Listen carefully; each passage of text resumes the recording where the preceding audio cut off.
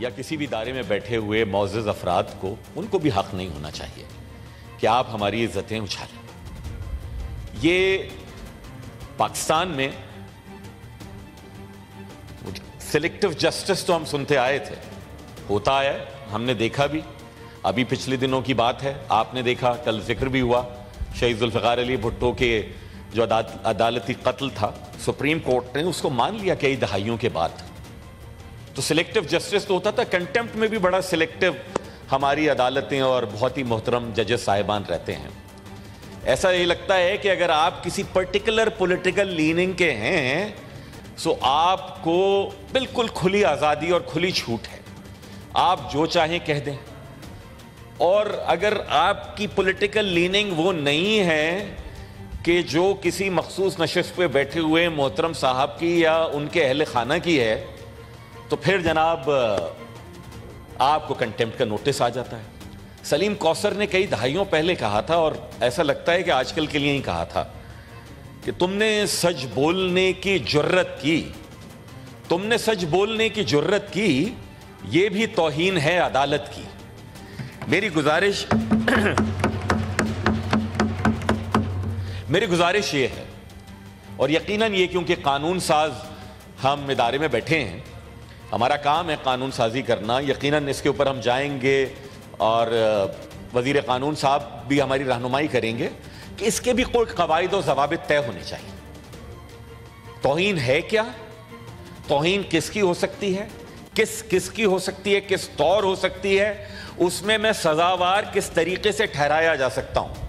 यह नहीं हो कि मैं अगर मनसब पे बैठा हूं तो आज मेरा मूड अच्छा नहीं है, आज मुझे नाश्ता अच्छा नहीं मिला, और मैं कहूं नहीं भाई फला जो बात थी ना वो बहुत सख्त तौहीन वाली थी, और मैं कहूं कि नहीं जनाब किसी ने ऑलमोस्ट मेरी बहुत तज़हीक कर दी, मुझे किसी ने टाउट कह दिया, मुझे किसी ने कुछ और कह दिया, मैं कहूंगा जाने दो, वो तो दिखता अच्छा है।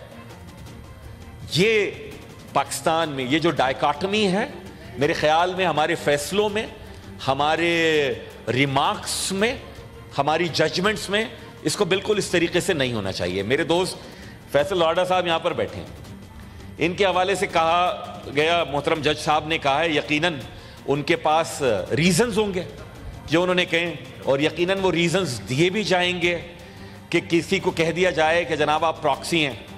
मुझे अच्छी तरह याद है, ऑपोजिशन बेंचेस पे बैठे हैं हमारे हामिद खान साहब, उनकी किताब में जिक्र है कि फला जज साहब के एक प्रॉक्सी होते थे लाहौर हाई कोर्ट में, और वो उनके एक्ट के ऊपर, उनके बिहाफ के ऊपर एक्ट करते थे। मैं नहीं कह रहा, हामिद खान ने कहा, हामिद खान साहब ने अपनी किताब में कह दिया। इस तरह के किरदार मुख्तलिफ जगहों के ऊपर मिल जाते हैं, लेकिन लिखने वाले उनके बारे में तमहीद पेश करते हैं, उनके बारे में दलाइल पेश करते हैं।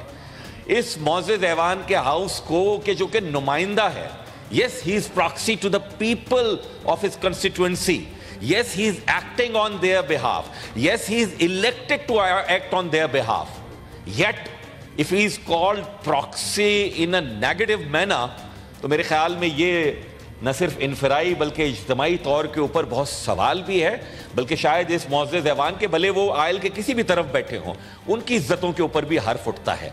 ये ऐसा नहीं होना चाहिए। मैं अपनी अदालतों से बहुत एहतराम के साथ जनाब हम गुजारिश करेंगे। जो मैं सिलेक्टिव जस्टिस की बात कर रहा था और जो उसके ऊपर फैसले होने चाहिए नहीं होते, मैडम हमने ये देखा कि एक चीफ जस्टिस उठते हैं और उनको लगता है कि वन कॉन्स्टिट्यूशन एवेन्यू में थर्ड पार्टी इंटरेस्ट क्रिएट हो गया। जनाब वन कॉन्स्टिट्यूशन एवेन्यू में इसलिए थर्ड पार्टी इंटरेस्ट क्रिएट हो गया था क्योंकि वहां बड़े अमीर लोगों की जायदादें, बड़े इन्फ्लुएंशियल लोगों की जायदादें, और एक चीफ जस्टिस उठे और उन्होंने कहा नहीं ये नस्ला टावर को गिरा दो क्योंकि वहां अमीरों की जायदादें नहीं है। ये कौन सा जस्टिस है, ये कौन सा इंसाफ है, ये कौन सा अदल है? और मैं अगर उस पर बात करूं तो कहा जाए जनाब आप तौहीन आमेज आपका लबो लहजा हो रहा है। क्या मैं लोगों के लिए बात ना करूं? क्या मैं लोगों के हवाले से बात ना करूं? मैडम, इस मुल्क को एक आइन के तहत चलाया जा रहा है। उस आइन में आइन साजी और आइन को रीराइट करने का इख्तियार इस पार्लियामान के अलावा किसी के पास भी नहीं है। येट वी सॉ कि एक चीफ जस्टिस ने और एक 3 रुकनी बेंच ने जनरल मुशर्रफ को भी दे दिया था कि आप आइन को जैसा चाहें रीराइट कर दें। फिर हमने देखा साबिक चीफ जस्टिस के दौर में कि उन्होंने खुद ही आइन को रीराइट कर दिया डिस्क्वालिफिकेशन में, वोटिंग वाले फैसले में पंजाब के।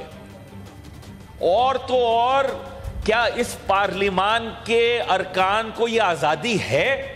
ये लॉ मिनिस्टर साहब की मैं तवज्जो चाहूंगा, सर आप जय्यद वकील हैं, क्या हमें यह लिबर्टी है जो साबिक चीफ जस्टिस ने कहा कि अगर कोई जज गैर शऊरी तौर पर भी कोई नेक नियति से फैसला कर दे और बाद में उसको एहसास हो जाए कि उसने फैसला गलत किया है तो उसको दुरुस्त कर ले?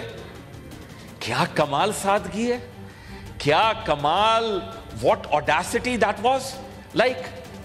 इस सादगी पे कौन ना मर जाए खुदा। मुझे तो और आपको तो नहीं है ये इख्तियार कि हम अगर गैर शऊरी तौर पर भी कोई गलत फैसला कर दें तो शऊरी तौर के ऊपर उसको दुरुस्त कर लें। आपके उस फैसले से पाकिस्तान की पॉलिटिकल हिस्ट्री में डेंट आया है। आपके उस फैसले से जनाब पाकिस्तान के आईन में आपकी इंटरवेंशन हुई है, which is unconstitutional. You never had that particular right.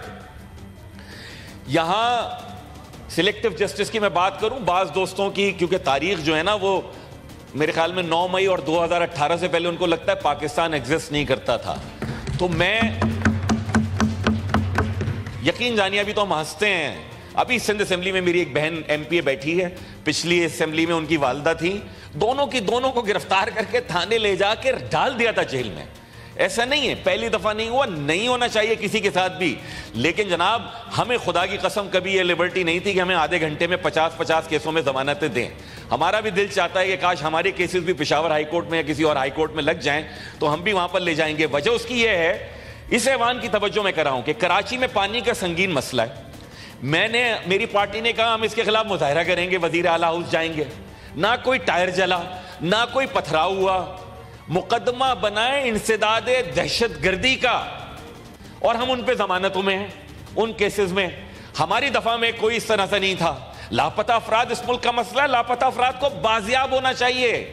लेकिन जनाबे वाला, जब मोहतरम मेरे साबिक MNA सदाकत अब्बासी साहब 30 दिन के बाद जो अपने मुंह से कह रहे मैं तो कहीं घूमने गया था, वो वापस आ रहे थे, तो उससे एक हफ्ते पहले MKM के 4 कारकुनान 8 बरस लापता रहने के बाद आए। क्या इस मुल्क की किसी अदालत में उस हवाले से सुमोटो नहीं लेते? क्या आपकी अदालत में मेरी पिटीशनें नहीं है? क्या आपके साबिक जज वो लापता अफराद का कमीशन नहीं चलाते?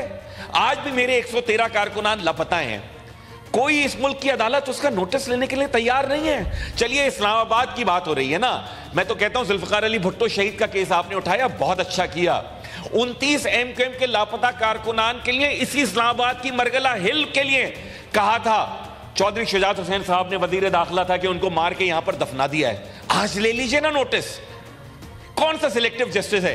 कराची का है फैसल वावडा, कराची का मुस्तफा कमाल, तो उनको कंटेम्प्ट ऑफ कोर्ट हो जाएंगे। क्यों कर रहे हैं आप इस तरह की चीजें?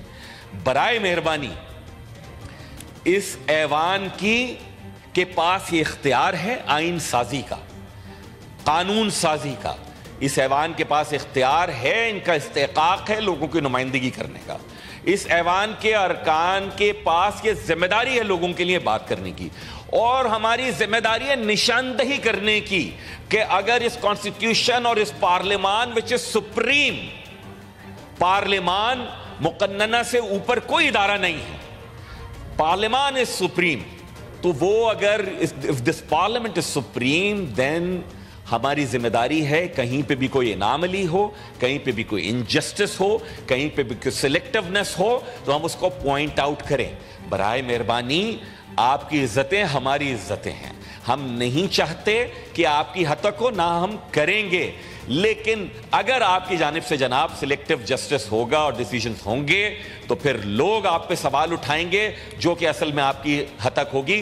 बराए मेहरबानी ऐसा ना कीजिए, ये मेरी